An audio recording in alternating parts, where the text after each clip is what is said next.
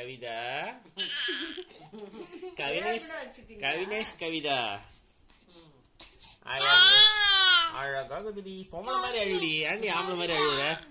இப்ப மூஞ்ச வச்சா நல்லா கோவம். அது ஆம்பளை மாதிரி கோவப்படக்கூடாது. பொம்பளை மாதிரி பணிவா இருக்கணும்.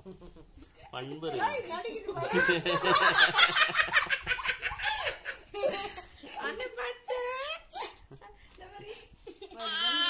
பெண்மை எங்கடா?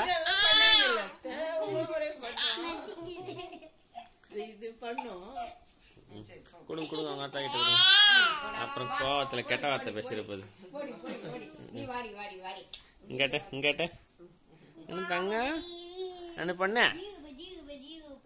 அனு பண்ண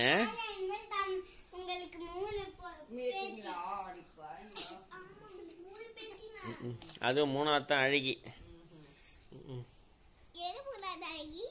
அதான் மூணாவது.